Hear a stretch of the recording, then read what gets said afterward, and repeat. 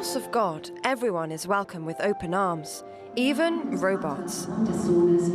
Like it or loathe it, ChatGPT is part of society and now part of the congregation. As Germany's churches experience a drop in numbers of pastors, this church in the Bavarian town of Fürth has the answer by using artificial intelligence.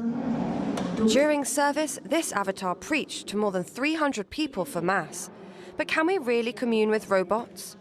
I was pleasantly surprised at how well it worked. But one thing I definitely missed, of course, was simply emotionality.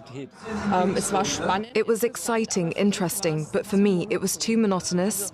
The avatar spoke too quickly. Sometimes you couldn't really think in your head during the service.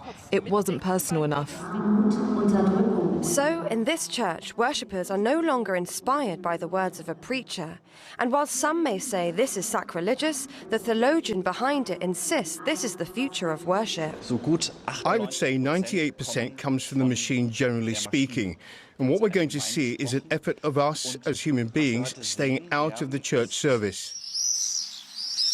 The 40-minute service saw the bot writing the sermon, prayers, and even accompanying music. Intrigued and filled with anticipation, churchgoers queued for an hour to get front pew seats and find out just how it works. I told the artificial intelligence, we are at the church congress, you are a preacher. And the motto is, now is the time. What would a church service look like?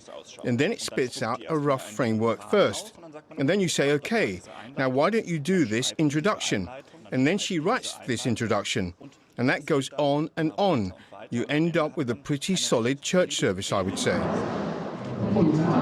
Whether you're a believer or not, the use of AI arguably brings services into the 21st century, allowing them to become more accessible and inclusive.